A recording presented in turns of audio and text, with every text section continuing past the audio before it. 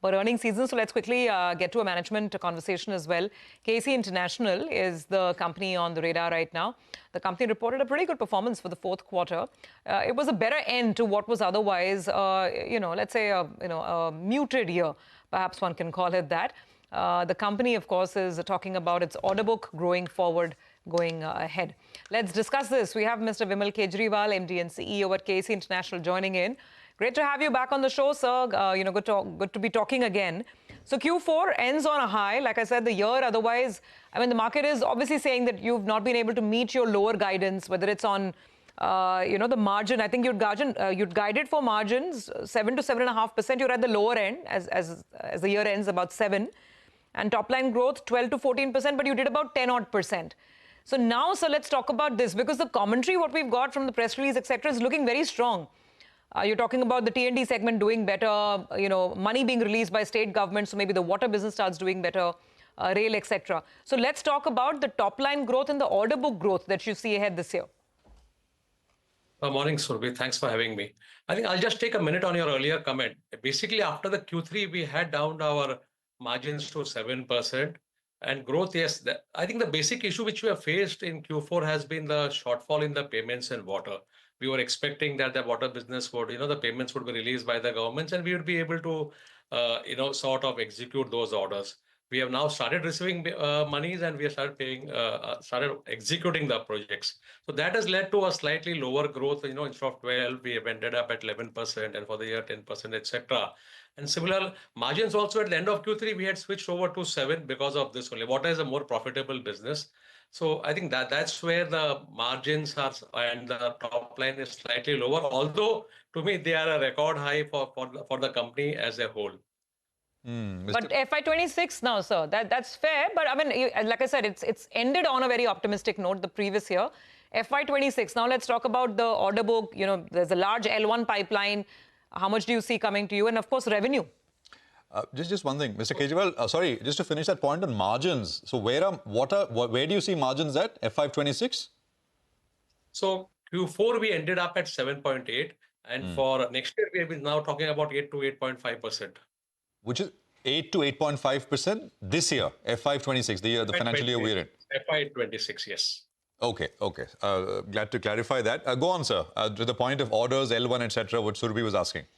Yeah, sure. So I think this year we had an order intake of slightly lesser than 25,000 crores, of which almost more than 70% was in T&D. Almost 18,000 crores came in from T&D, rest coming from civil and railways and cables, etc. We have an order book plus L1 right now of around 40,000 crores. This year already we have declared orders of more than 2,000. So with that, I don't think we are looking at a growth which would be less than 15% for the year. Margins I've already talked about. 15% revenue growth for this year. Got that, sir. We've noted that. Also, this improvement in the margin profile from 7.8% in fourth quarter, you're talking about almost 100 basis points improvement by the time the full year ends, this current year. What will drive it? Will the mix change? Give us a little more color on both the revenue growth and the margin growth. What will drive it? So clearly the mix will change slightly with the railways coming down. Last year also railways came down from 3,000 crores to 2,000 crores and we expect it to continue at 2,000 crores, whereas our overall top line will grow by 15%. Transmission, as I said, was 70% of our order intake, and I think it's around 60% of our order book.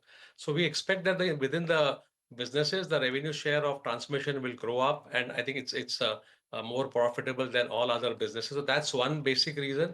Second is we expect that the civil margins also will start, inching towards 8% or something. So both these factors would help us in improving the margins. I think the other thing which we need to keep in mind is that our interest costs have been coming down. For the quarter, we were at 2.5% of the revenue. So when you look at the PBT and PAT, our PBT and PAT have grown by more than 60%.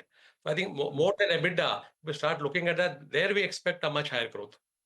Okay, all right. Hi, Mr. Kejriwal. I take that point on board. In fact, your net working capital days as well has come down by around 12 days.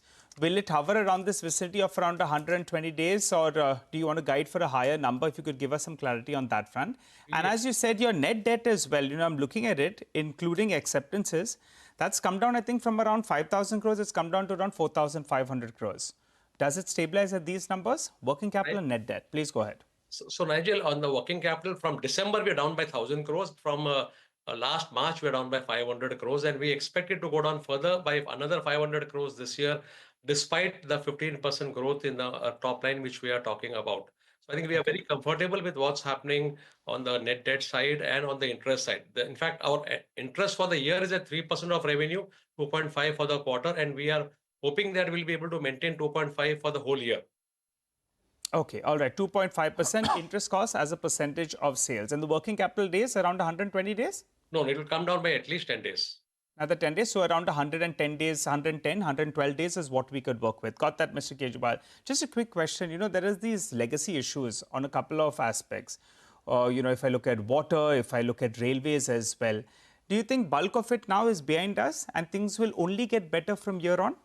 So water is not a legacy issue. There were new orders which we got 2 years back. We still have an order book of almost 2,000 crores, profitable orders. I think it's just waiting for funding from the government. We have orders in 2 states, MP and Orissa. Funding has started flowing in. So I think hopefully this year we are targeting almost, I'll say, 12 to 1,500 crores of revenue from water. So water is not a worry in the sense of profitability. It's been a worry in terms of revenue, etc. Railways has been a problem, I think, but we are now almost at the end of the tunnel. We have closed most of the orders, and hopefully we should be able to get out of all those issues by this year end. Okay, and T&D side, it seems you all have got quite a lot of strength. According to your analysis, in India at least, you know, the business has looked up. That is one part of the business has looked up. Have you gained market share? I don't think I'll say we have gained market share, but what is happening is that the quality of the order intake and the margins are going up because the order sizes are going up. So, and they are becoming much more complex. So I'll not say market share, but I think overall the top line and the margins have grown. Mr. Kejriwal, nice touch there on railways end of the tunnel or light at the end of the tunnel. Just a quick point in terms of water. Will you, like railways, will you go slow now on railways? You've gone slow. You've told us that over the last many quarters we've spoken. Will you do the same with water if new orders come? Because this is all B2G, right? So the government has to release payment, and that can go sometimes. It can be out of whack. So Prashant, water was never a problem. I will tell you honestly, till the last year, till before the elections, parliamentary elections, we were getting water. I think water payment was one of the best we had from government. You raise a bill on 27th and 31st, you used to get the payment. I think somewhere something happened and the allocation to water went down. So what we are looking at is a state by state, like today MP is paying reasonably well. So to depend upon which state and what the payment track record is, and then we will decide. We are not aggressive on it, let me put it this way. But we are looking at, with the experience we have gained, we are looking at taking up some projects on the international side.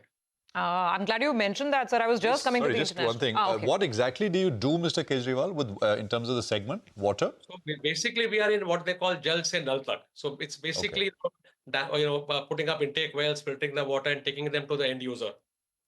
This must be a pretty. It's obviously very large allocations in the budget, flagship program, etc. Could you give us a sense of how? I mean, every year, what is the amount spent really?